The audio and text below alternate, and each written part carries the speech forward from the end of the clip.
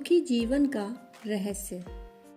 अगर आप भी इस अहम सवाल का जवाब चाहते हैं तो आपको इसे ज़रूर सुनना चाहिए।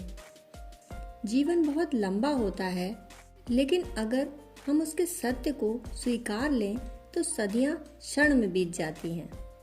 इस कथा को सुनकर हम इसके महत्व को समझ पाएंगे।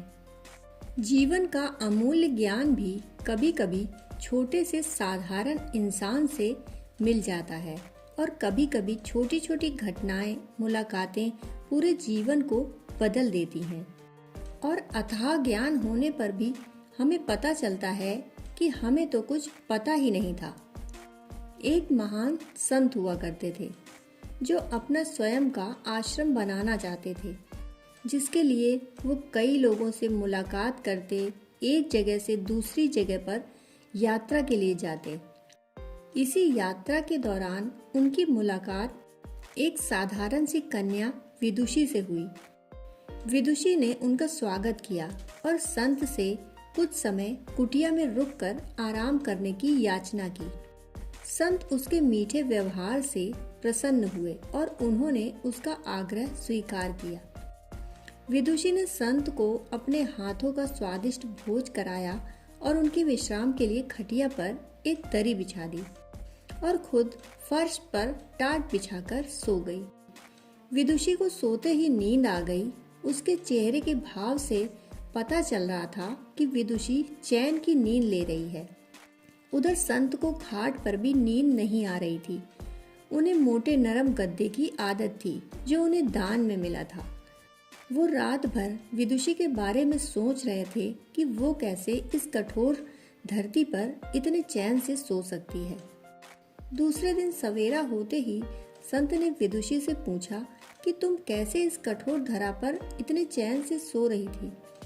तब उसने बड़ी सरलता से उत्तर दिया कि हे गुरुदेव, मेरे लिए मेरी ये छोटी सी कुटिया एक महल के समान ही भव्य है। इसमें मेरे श्रम की महक है। अगर मुझे एक समय भी भोजन मिलता है तो मैं खुद को भाग्यशाली मानती हूँ। जब दिन भर के कार्यों के बाद मैं इस धरा पर सोती हूँ तो मुझे माँ की गोद का आत्मीय एहसास होता है। मैं दिन भर के अपने सत्कर्मों का विचार करते हुए चैन की नींद सो जाती हूँ। मुझे एहसास भी नहीं होता कि मैं इस कठोर धरा पर हूँ। यह सब सुनकर संत जाने लगे। तब विदुषी ने कहा, हे गुरुवर, क्या मैं भी आपके साथ आश्रम के लिए धन एकत्र करने चल सकती हूँ?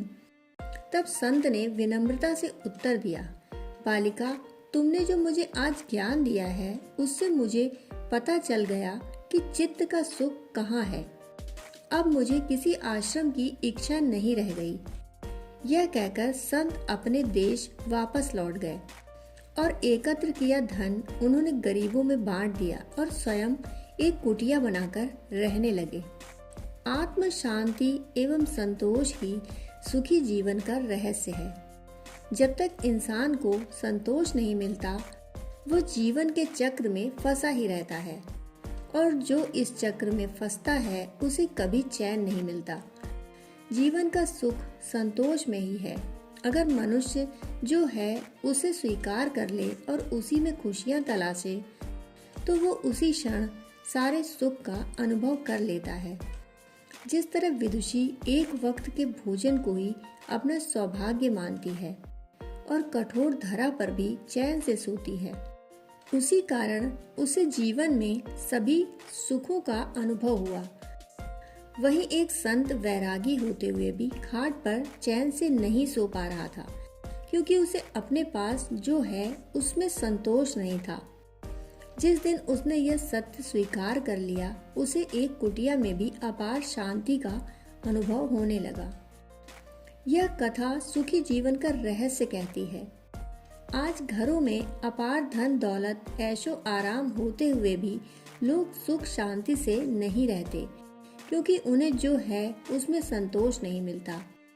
कहते हैं ना, जिन्हें दूसरों की थाली में घी ज्यादा दिखता है वो खुद कभी चैन से नहीं रहते।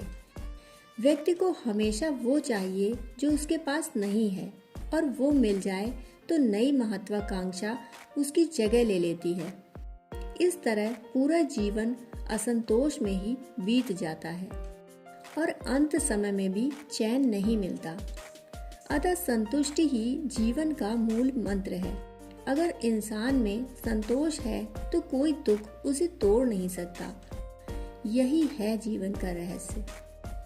दोस्तों, कहानी सुनने के लिए आपका बहुत बहुत आभार।